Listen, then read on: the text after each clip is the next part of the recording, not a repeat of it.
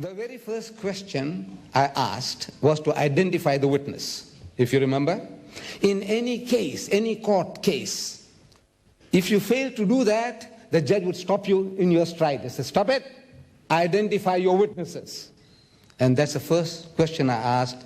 Here are the witnesses, the exhibits, the Roman Catholic Bible. Do you accept this as the Word of God? These twins I showed you, do you accept them as the Word of God? This Scofield's Bible, do you accept them? Do you accept this as the Word of God? But he says, no, I will answer in my time.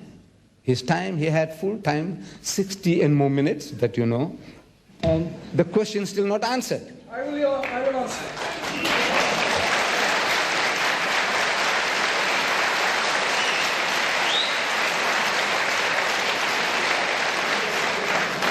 Now, let me tell you the reason why he couldn't answer. He knew, he knows. Any learned man knows that this is not simply a question of translations. You see, when he spoke about the Qur'ans, there are different translations of the Qur'an by different people. Different people have a different choice of words. For the same thing, use different terminology to express the same thing. This is, every translator has a right. But a version is quite a different thing from a translation. I explained to you, simple. You see, this Roman Catholic Bible has got 73 books inside. True or false, Professor? True. 73. The book that you are using, the Authorized King James Version as a basis of that book that you have there, has got 66 books. Difference of 7. This book, the Roman Catholic Bible, preceded yours, the Protestant Bible. It had 7 extra books. You threw it out. The Protestant world threw it out. The book of Maccabees, the book of Judith, the book of Tobias. 7 books you threw out from what your canon as the Word of God. In other words, you do not accept the Roman Catholic Bible per se as the Word of God. Because there's 7 more books in here than what you have in your Bible. This is what you ought to have explained to the people. These twins are not twins. You see, these twins here, they look alike, identical. Page for page is the same. But they are not the same. I mentioned this is the 1952 version and this is the 1971 version of the RSV, Revised Standard Version. Both say Revised Standard Version, but this was done in 1952 and this was done in 71. And these are not different translations, these are versions. Because in this book here, the first one, Revised Version, this goes back to the most ancient manuscripts. Your scholars tell us that.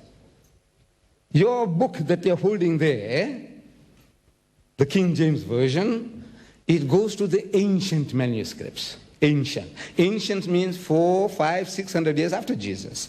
This goes back to the most ancient, meaning still closer to Jesus. Closer to Jesus, naturally more authentic.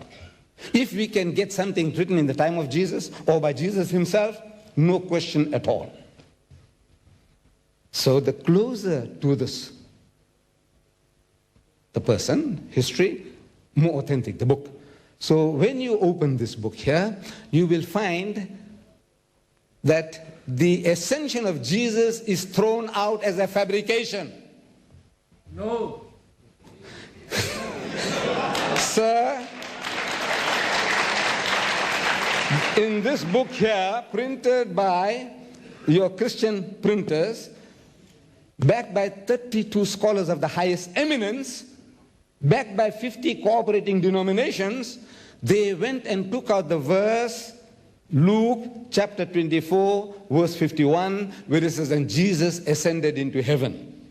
And Mark chapter 16, verse 19, where it says, and Jesus ascended into heaven, is thrown out as a fabrication.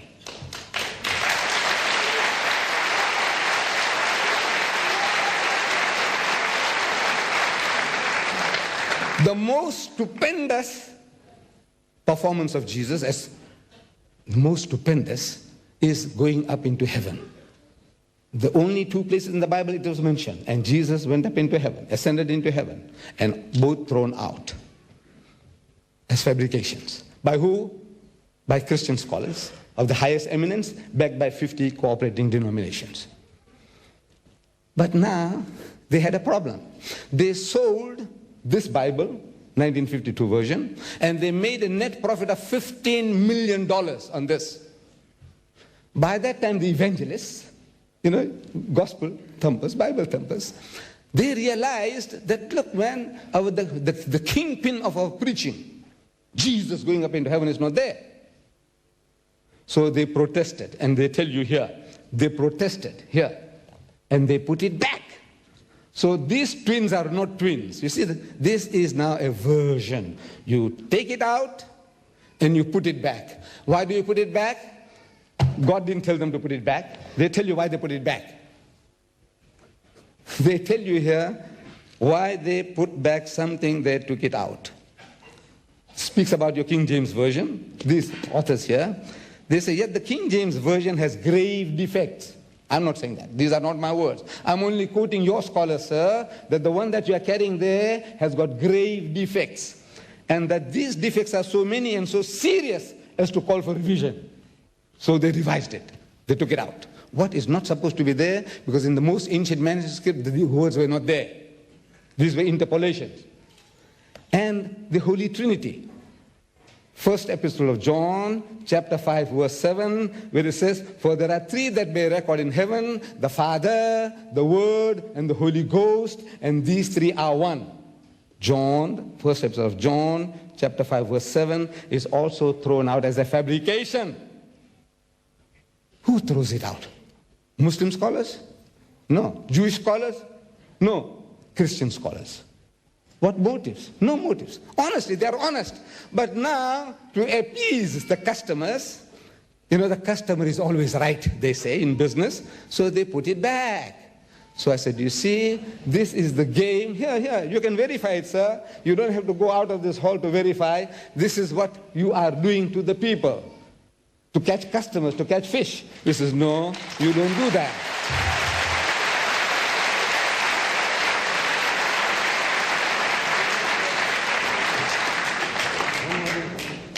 J.B. Phillips.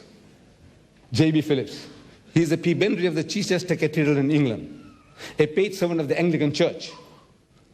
He says that these Gospels, the Gospel of Matthew, Mark, Luke, and John, speaking with Matthew, he tells us, early tradition ascribed this Gospel to the Apostle Matthew, the first book of the New Testament. But scholars nowadays almost all reject this view. J.B. Phillips. This is what he says, sir. And every Bible that you have, it says that the Gospel according to St. Matthew, the Gospel according to St. Mark, the Gospel according to St. Luke, the Gospel according to St. John. I'm asking what is according to. You say Evangeliet, en licht, Matthäus, en licht, Marcus, en licht, Lucas. I'm asking what is en licht? En light or en licht? According to.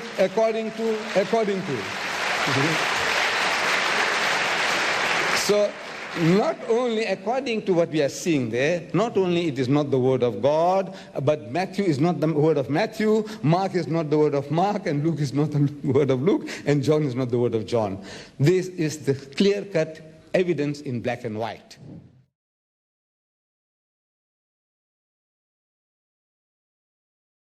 He says, Quran is a holy book from Allah, and it has been written by Allah Himself. If Bible matches a lot with the Quran, then who is the writer of the Bible? There is a connected question about the similar topic. This is from Mrs. Khan.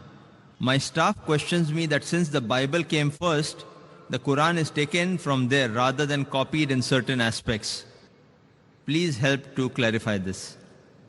As far as the first question is concerned, that if Quran is the word of God, and many things of the Bible match with the Quran, that means who is the writer of the Bible? Is God the writer of the Bible? We agree that Quran is the word of God. No, whatever matches with the Quran, that portion we do not mind as accepting to be the word of God. But that does not mean that the whole of the Bible is the word of God. What we believe, that Injil was a wahi, the revelation which was given to Jesus Christ, peace be upon him. But since it was meant for that time and only for those people, Almighty God did not feel it fit to preserve it. But Quran, since it is the last and final revelation, Almighty God says in Surah Hijr, chapter 15, verse number 9, we have revealed the Quran and we shall guard it from corruption. So, today Quran is the Furqan, the criteria to judge right from wrong. So whatever matches with the Quran, we say, this portion we have got no objection in accepting to be the word of God. So if you ask me, who is the author of the Bible? So today the Christian scholars, they say that there are various different authors of each book. The Bible is derived from the Greek word biblos, meaning the book of books. So the present Bible, according to me and according to scholars, it is a mixture. It does contain in some places the word of God, that is remnants of the Injil. It even contains the word of the prophets. It even contains words of historians. Unfortunately, it even contains pornography. It's a mixture. So who's the author? Many human beings also wrote, according to the Christian scholars. John, Matthew. It is gospel according to John. Gospel according to Matthew, gospel according to Luke. What Quran says is gospel according to Jesus Christ, peace be upon him. What we believe in the Injil, which was given to Jesus Christ, peace be upon him. But what the Bible contains is gospel according to Matthew, gospel according to Mark, gospel according to Luke, gospel according to John. What we believe is gospel of Jesus, peace be upon him. So even the Christian scholars say, this has been written by human beings. So we cannot attribute the complete Bible as the word of God. Regarding the second part of the question asked by the other sister, that one of the staff says that if Bible came first, that means the Quran has been copied from the Bible. Yes, it can be one of the ways. But second also can be that if there are similarities, maybe the source is same. So part of the material of the Bible is matching with the Quran. So that part of the Bible which matches with the Quran, the source can be same, that is Almighty God. But to say that it has been copied, the same way you'll have to say that Jesus Christ, peace be upon him, copied from the Old Testament, and the Christian will say no. What we believe, that the basic message of all the revelations is the same about Tawheed, believing in one God. So this message is the same.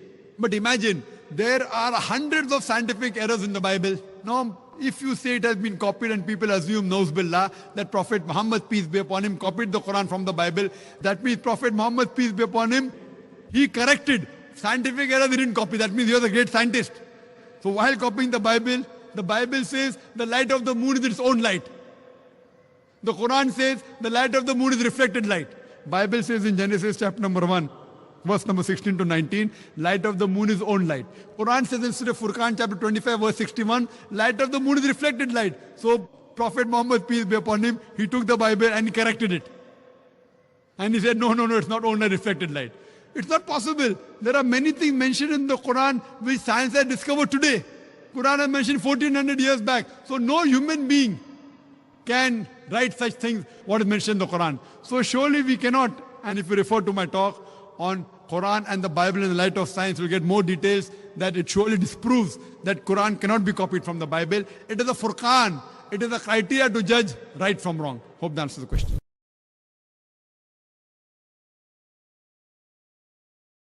Saya bukan mengatakan Bible Kristen fiksi, Bible Kristen itu palsu. Lapor. Pelan-pelan sedikit Ustaz, di sini banyak jenderal. Biar jenderal 100 bintang. Kalau kafir kau ke neraka. Tidak ada urusan. Sudahlah, terbuka sajalah. Menyerah sajalah. Angkat tangan, masuk Islam, sunat. Antum tantang saya. Lapor saya bila perlu ke Bareskrim. Kami lapor. Ini bukan cuma penistaan ini. Penghancuran.